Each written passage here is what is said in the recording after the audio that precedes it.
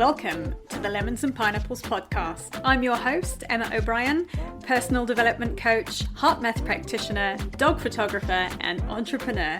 In this podcast, I share tools, strategies, and amazing guest interviews to help you improve your mindset and your well-being with a sprinkle of fun and probably some mention of dogs along the way.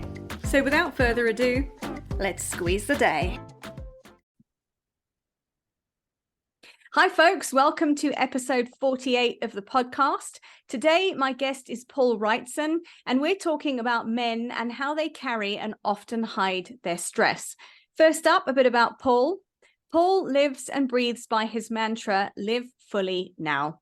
After a life-changing event, Paul totally transformed his life. This gave him the passion to support and guide others to also change their lives for the better and to find that true passion for living. Paul works with clients through online programs, one-on-one coaching, retreats, and yoga. And he's a big believer that everyone deserves to live fully now and in their future. Welcome to the podcast, Paul. Thanks, Emma. Yeah, great introduction. I'm looking forward to our conversation today. I think this is such an interesting one because we're going to be talking about men and stress. And I know from my experience as a woman, I deal with stress very differently than my partner. And I'm sure you can attest to that as well with what you do. So could you start by sharing a little bit about your work and what brought you to the work you do specifically with men? Yeah, absolutely. So the work that I do with men is to get them to really feel empowered, confident, and absolutely incredible with themselves, to have the confidence to know what the next steps are, and just having that passion for life, getting their purpose back, and actually wanting to be here on this planet.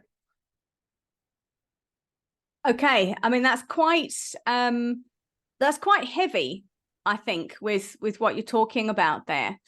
And from your experience, because I tend to think, and again, this is a stereotypes I think are quite dangerous things to have, is men tend to present, a lot of the men I know, let's just preface that, I can't speak for all men, but the men in my life that I know tend to present very confidently. They tend to hold everything all together. But what I hear from you is that is often not the case. Yeah, absolutely. I mean, men in general have a good way of showing that everything's okay when it's actually potentially not.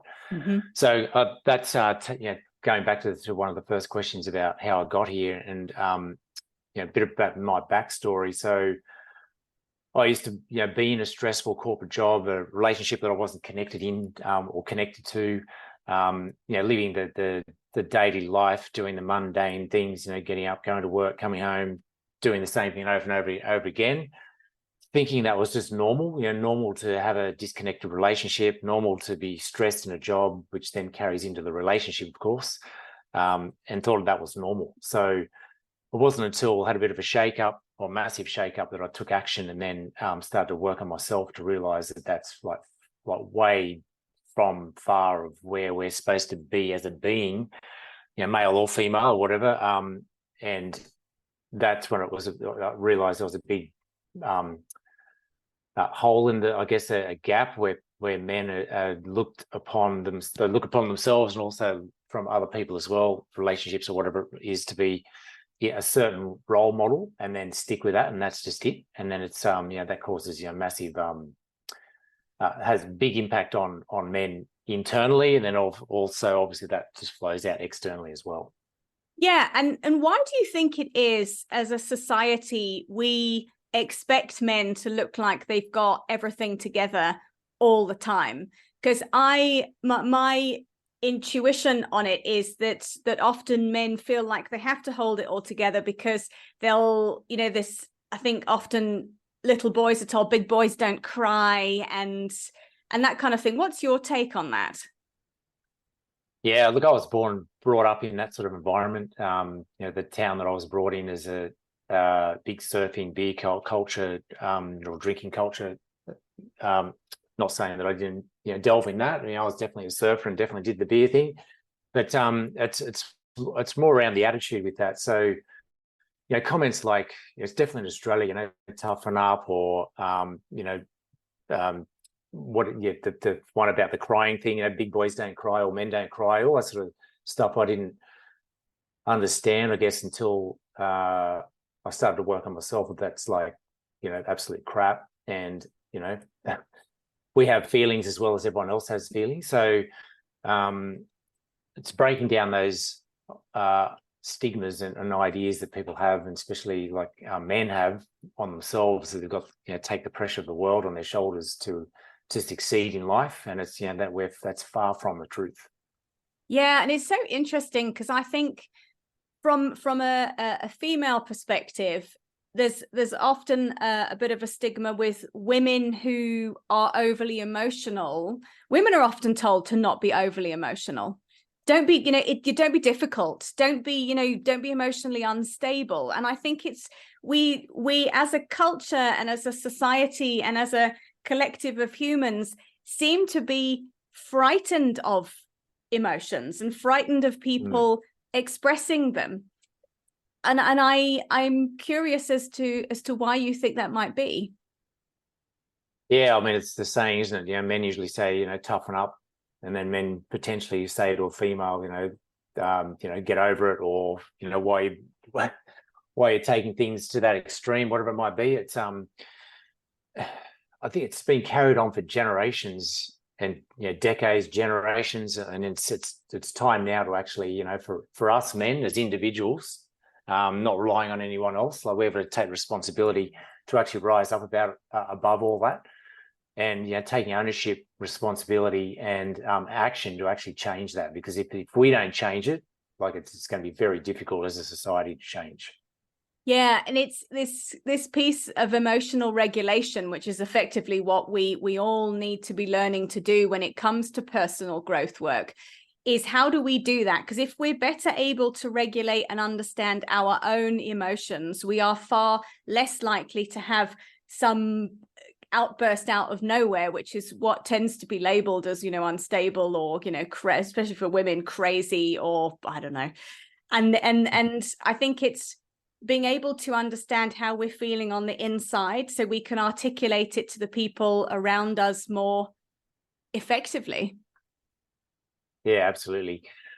I mean, the online program that I've got is called The Complete Man, and that's there's a huge section on that around release any guilt, shame, all those negative emotions that men carry through their life, stuff that might have happened like years ago, decades ago even, and that has a massive impact on shutting down our emotions as well, because we put up this big wall that everything's okay. In fact, it's internally it's not.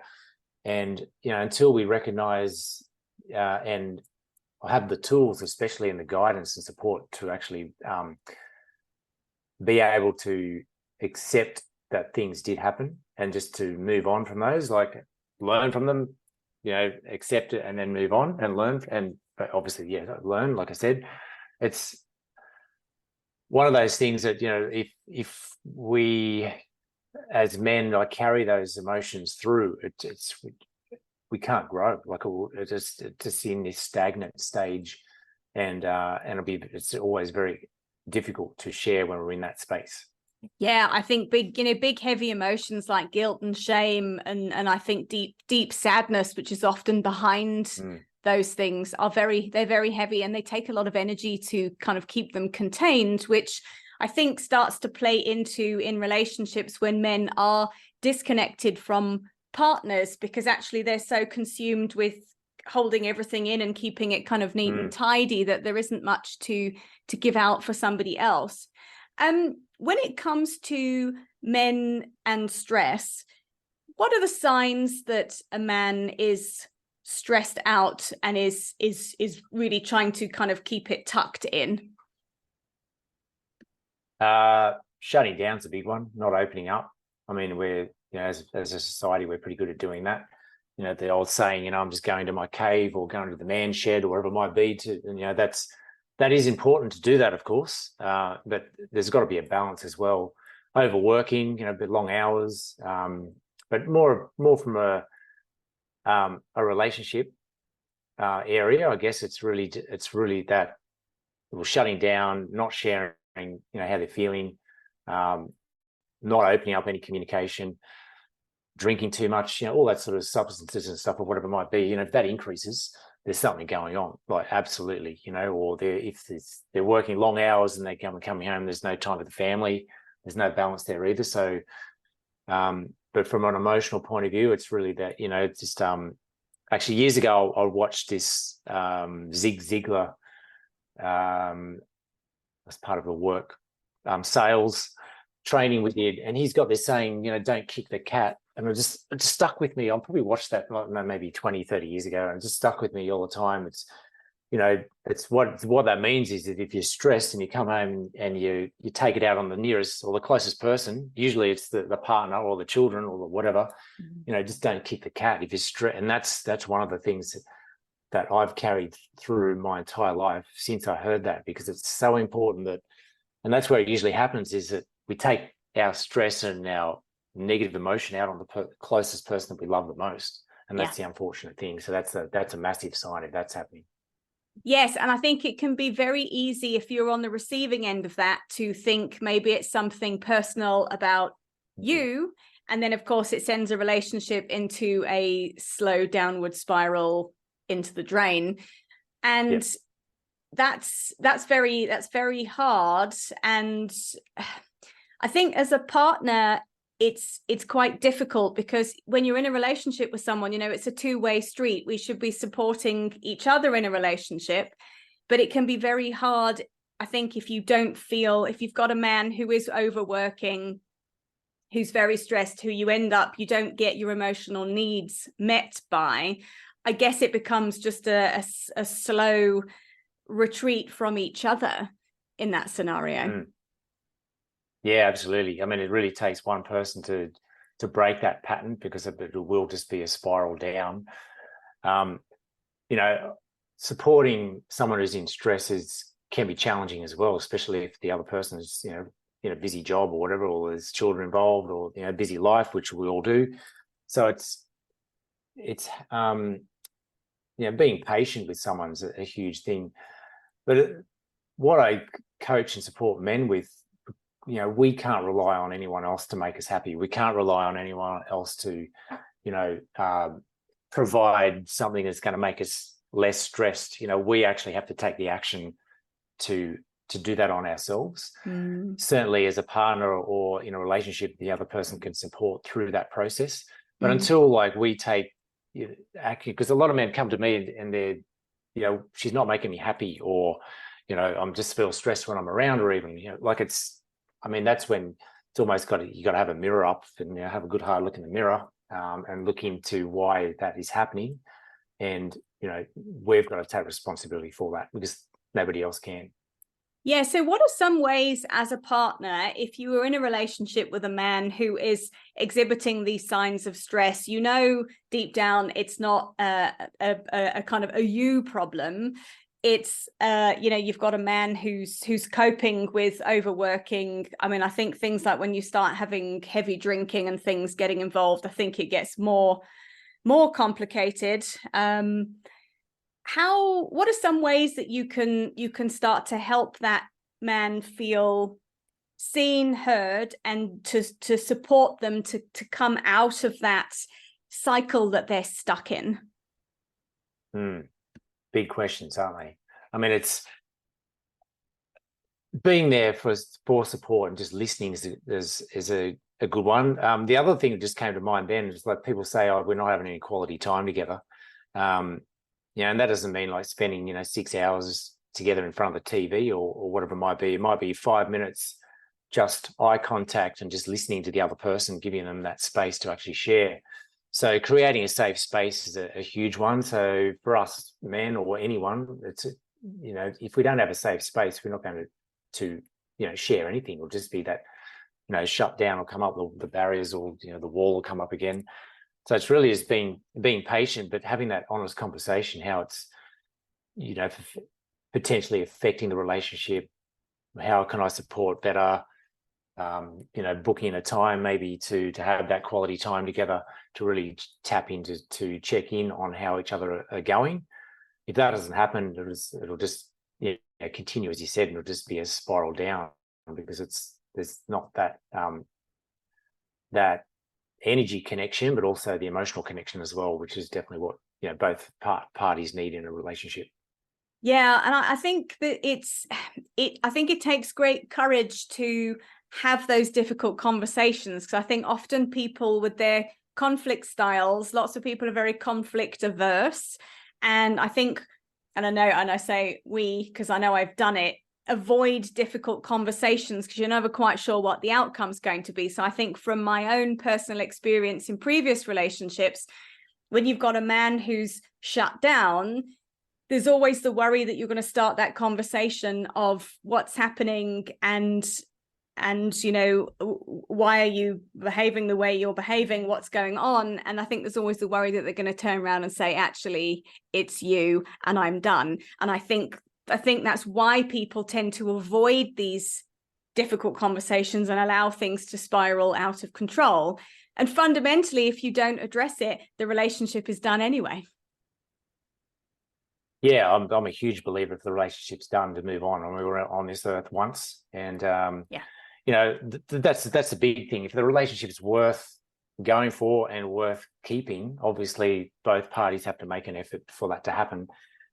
If it's not worth going for and you've tried everything, why hang around? Look, I mean, there's so many other people out there where we deserve to have the best, we deserve to be loved, we deserve to have that intimacy, that safety, or whatever else that we all get from relationships. But if it is worth keeping and working for, I mean, it really does come down to having those honest conversations. Obviously not having them when one person's under the influence or alcohol or whatever, because that's when things certainly can turn south pretty quickly. So it's just finding that the time and space to do it. I mean, it made me think of something when you were talking then. Some of my past relationship when. And I still do it. I'm still working on this. Obviously, the Complete Man program, nothing's ever complete. So I'm still working, on myself. But it's almost like you said it just before, avoiding the conversation because you don't want to know the outcome. But then in my mind or anyone's mind, that can spiral out of control as well. Because I'm not having this conversation because that outcome might be that, or they might say something that's going to trigger me or whatever else. But then you have the conversation, and then 9 times out of 10, the outcome is actually way better than what we actually have in our mind the outcome's going to be. Yes. So it's like the mind definitely plays some tricks on us when it comes to that. So it's really just having that honest conversation before our mind and our thoughts get out of control and we start thinking all sorts of different things. Not sleeping, stressed, just because we haven't had the conversation. Yeah, 100%. And I think one thing that I have found in my experience is being able to understand and hold space for the other person's communication style and way of dealing with conflict is so important. I know with my partner, if we've ever had, we don't often have heated discussions, but sometimes, and it's generally because something has been bubbling away, no one's addressed it, and then it goes. And he will often leave the house. And to start off with, for me, that was very, very threatening for me. And I would stop him from leaving. Please don't leave, because I think, there was obviously some abandonment issues of what if he doesn't come back. And actually, the best thing I have learned to do is in that situation is to allow him to walk away and go and calm down, because it's his way of soothing that complete flooding of masses of emotions, and to be able to give him some space to process. I find that very hard, because if I've got something I want to deal with, I want it dealt with right now, and I want us to talk about it and put it to one side, and I want it to be done, because I need to deal with it quickly. And he doesn't work like that. He likes to process things, and he needs to go away and just sit with things. And I have learned that I have to just back off, sit quietly, not allow my thoughts to spiral out of control with what does this mean? What is he doing? And I think it's really important to understand your partner and how they function. and also to have an understanding of you and how you function. And sometimes we need to explain that to each other. And that comes from doing the inner work. Absolutely. Yeah, it all comes down to the inner work for sure, and having love for us as individuals, loving ourselves. One thing that I used to do, and definitely my current beautiful wife, Veronica's helped me with this, is exactly that. I used to leave or shut things down. I can't talk about this now. And that happens a lot. So obviously males have got a different communication style to females, especially when it comes to this sort of conflict resolution or whatever in relationships. The one thing that I've learned with all of that is to actually say that, I'm going to come back to it. Because what generally happens as males is we're good at putting the head in the sand, walk away from a conflict, and then we don't come back to it. But in the female's mind, they're still processing the whole thing. They're ready, even in a week's time, they're still ready to talk about it. And then, so for us as men, we don't say, well, how about I just need some space. How about we talk about this tomorrow, or I'll come back in an hour, whatever it might be. But actually give the other person some reassurance that, things are going to be resolved and you are going to actually come back to the conversation, because that's a massive thing in males, where we can definitely we do take the easy road out, walk away, head in the sand, and then pretend nothing's happened, just go through back into our daily routine. But from the partner's point of view, that's not very healthy at all. No. So just really say that you're going to come back to it, set a time, or even if you have to push it out, but just give some reassurance that we are going to come back and have this conversation. Yes, and I think that comes down to being able to communicate with each other and to be able to voice, this is what's happening for me right now, and I need a bit of room. And like you've said, I hear you, but I need to just go and process this, because I've got a lot going on and I don't want to say something I might regret. So please give me the space. And I think it's just that understanding of each other and being self-aware enough to be able to stop before you completely react and say, this is what I need. One thing, and that's come through from therapy sessions I've been in, is this very key piece when you are talking about feelings with a partner, is rather than being accusatory, which always puts somebody on the back foot of you, when you do X, you make me feel, to reframe that into, when X happens, I feel. Because I think we otherwise we tend to accuse and dump onto somebody else the responsibility, which immediately makes somebody angry or upset, and it just inflames the situation. But again, that takes a lot of self-awareness to be able to identify what our feelings are, what our triggers are, and to do a bit of introspection and reflection about that. Because I'd say this is a conversation that could probably extend into a slightly different themed podcast, is that often the people we're in relationships with trigger old wounds, and actually what we're upset about isn't anything to do with the current situation. It's something old. And that's where it's just, I think, you help your clients do it, I help my clients do it, that personal growth work of understanding your triggers, understanding why you feel the way you do, and then understanding how to shift it. Yeah, so much in that. I've just written a few notes down as you're talking. I mean, the catch and release thing, being aware and releasing the emotion, that's a huge thing. Like in the program that I've got, there's a big emphasis on the asking good questions, and that one of those questions is similar to what you've just mentioned then. When you said X, this happened, this is how I felt. And then really take those learnings, but it really starts off with self-awareness. Absolutely. Like if we don't have self-awareness, we just keep going through this, doing the same thing. And everything that happens to us that triggers us is definitely something that's happened in the past. And then sometimes that trigger, you can see the trigger in the other person as well. And that's even worse. If you see the other person in the trigger, what normally happens is you go for that trigger, and then things amplified in a negative way, which we don't want that to happen either. So I talk about a lot and support a lot of guys in rising above the line in everything, so if we say something and it triggers the other person, we don't just like keep going and until they're like a mess on, and totally destroyed. So it's like, say something that triggers the other person, but then rising up and getting an understanding, like, what did I say that, how did that make you feel when I said that? All these different questions that we can ask to really get an understanding on what's happening with the other person.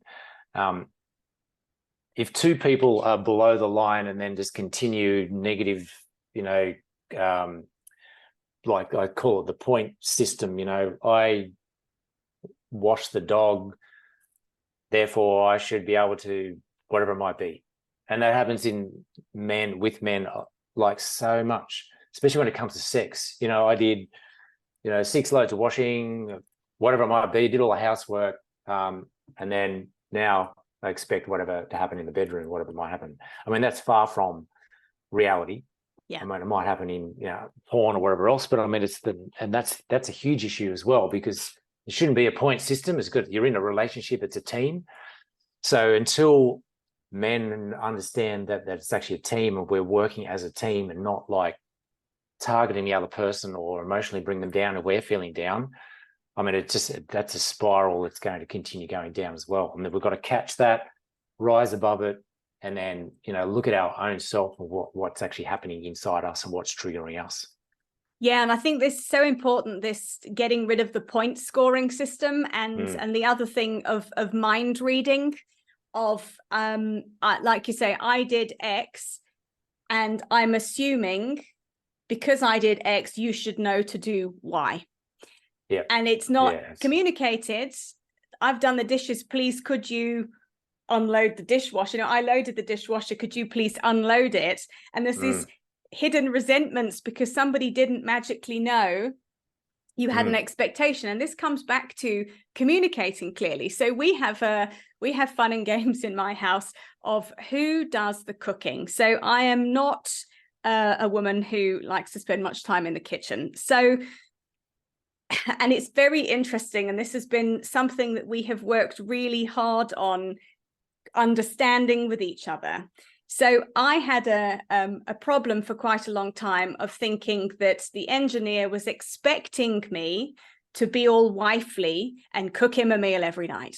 And I sat with, I'm not doing that. Do I look like the kind of woman who is here to serve a man? Absolutely not. So there was that kind of friction between the pair of us. And he'd say to me, it's not, I don't expect you to be cooking my meals for me, but it actually makes me feel very loved and supported when you have taken the time to prep some food when I get home. It's not that I'm expecting you to be subservient like a Stepford wife. It makes me feel loved and cared for. So we've had to come to this compromise of, so 4 nights a week I prep the food during the week, and then over the weekend he does the food. So we have this we have a compromise system.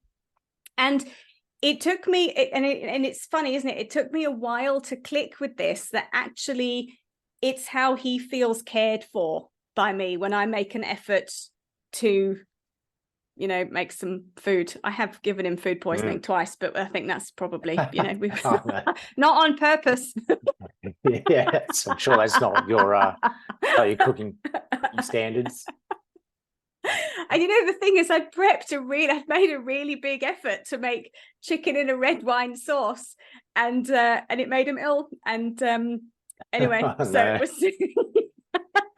And bless him, he said to me afterwards, I don't think it was your food, but I'm not feeling that great today. And I'm not being ungrateful, but yeah, shame. So I thought, well, there you go. Good story to tell. Good story to tell. Don't eat food at my house. It might kill you. Right. But it's been a big learning for me. And I think relationships, if we allow them to be spaces of discovery and learning, and it says, this applies to lots of things in life.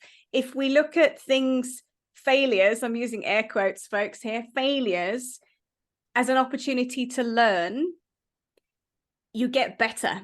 and you can do better next time. And I think that's the thing in relationships, is to have a look at, all right, we had an argument about this, what's really going on here? And trying to allow each other the space to explain what's been triggered, what feelings are coming up, and underneath it, I think what need is not being met, because we're always arguing about needs that aren't being met. That's generally the problem. What's underneath the cap not being put back on the toothpaste? Thankfully, we don't argue about that in this house. But that's about somebody taking the time to be considerate, really, rather than we know it's never about the toothpaste. Yeah, that's right. Absolutely. I mean, there's so much in that as well. I mean, there's things in a household that have to be done, and there's the difference between doing the cooking or the dishwasher or whatever it is, expecting something in return. It's almost like, okay, we're working as a team. It's a team, it's a relationship. I do these things expecting nothing in return. I mean, I'm a big believer in that, in my entire life as well. I mean, it's a very, I think it's Dalai Lama talks about it. So it's like, it's a very a Buddhist thing, I think it's or not as well, but I mean, it's a very powerful way of living, especially in a household. Do things, not expecting anything in return. I mean, and then doing things like, like with your cooking, we have these ideas that, we may not be as talented or as someone else in the kitchen, but if we actually make an effort, it has to say the smallest thing, even though it's like, it seems, it's not a small thing, but I mean, it can be a small thing, has a massive positive impact on the other person. Yeah. Like the cooking. And until we actually ask them or get an understanding of what actually they're thinking in their mind needs to happen, we won't even know that. Yeah. I think that's it, because it's I was making a lot of assumptions about it that were totally incorrect. And I think that is, again, this conversation, it could be a metaphor for all relationships in life, was we tend to make a huge amount of assumptions and then get upset when people don't fulfill that. Or it's communication is key, I think, to being happy in life in general. It's just speaking your truth in a considerate way and asking for what you want. So yeah, absolutely. Yeah. And I think just something else you touched on before is being curious. So, in the men's program, there's a whole week, whole week on curiosity, and it's bringing that wonder into life. So it's like looking at life from a 4-year-old, the childlike sort of fascination. So when it comes to relationships, is bringing that curiosity into the relationship as well, and seeing the wonder in it, seeing the joy in trying to find out where the other person's at, or what it means to them when you do the cooking, or things like that. So that's when it keeps the relationship fresh as well, because we don't become stagnant and stale. The worst thing probably or not one of the worst things, is actually, I think you've touched on it before, almost or thinking what the other person's going to respond with. I mean, that's when we become stale as well. So if we keep things fresh and just continue being curious and finding out where the other person's at, how they're feeling, I mean, it's just definitely keeps especially long-term relationships strong and fresh. I mean, if you think back when you first met someone, for the first probably 12 months, there's that curiosity, and then somehow that gets lost because the person so well. So it's just keeping things fresh and almost bringing that romance back in sort of every single day. Yeah, and I think that is so important. I think is one thing I do is remind myself of what I really appreciate about my partner, because I think we can very easily get into, and he doesn't do this and he doesn't do that and he doesn't do this and he doesn't do that. And everybody does that. It's and I think it's shifting that into, all right, there's never going to be the perfect partner for anybody. There isn't. However wonderful you think let's make George Clooney, for example. George Clooney's probably really annoying in some respects, because he's a human being, and there will be things that he does that irritate Amal. I have no doubt. And I think it's just accepting that we all have our foibles, we're all human, and shifting that into, but what do I love about this person? What do I really appreciate about this person? And a gratitude practice, again, for lots of things, is just such a wonderful way to shift you into a positive mindset. And when we're in a positive mindset, we show up better, our relationships are better. And I just think that's very, very, very, very powerful. Yeah, absolutely. I mean, it's just had a thought then, when you're talking about all of that, to look, on the positive side in the other person. I mean, I'm sure you've probably been there in a group setting where, the partners or their partner haven't been there, and they're just slagging off the other person, everything that they've done wrong, blah, blah, blah, whatever it might be, but it's so negative. And it's almost, well, they're that bad, why are you sticking around? But it's shifting that negativity into a positive, to actually look at the good things in them. And if they are a good person, I guarantee there's probably like 90% of them are positive, but for some reason we focus on the 10%, and that's when it really becomes unhealthy. Yeah. So it's shifting that mindset around and just being having gratitude and just seeing what the beautiful positive traits of the other person are that actually we're attracted to in the first place. Yeah, absolutely. Super powerful. Paul, this has been a really great conversation. Thank you very much for being with me today. Can you share with the listeners where they can find you online and where they can find your course that you do for men? Absolutely. So the website is, it's Live Fully Now, but it's livefully-now.com. And if someone wants to get in touch with you straight away, it's probably best to email us hello@livefullynow.com.au. Perfect. So, yeah. I will pop both of those in the show notes so people can get in touch with you directly if they want to. Paul, thank you again. This has been great. Appreciate your time today. Brilliant. Thanks, Emma. Yeah, good topic to discuss. Thank you for listening, folks. I hope you enjoyed today's episode, and I will see you next time. Bye for now. Thank you for listening to today's episode. If you've enjoyed it, please share with your friends, and be sure to leave me a 5-star rating and review, especially if you're listening on Apple Podcasts. To find out more about my one-on-one coaching, please visit my website, which is emmaobriencoach.com. And remember, folks, when life gives you lemons, you can always choose another fruit. See you next time.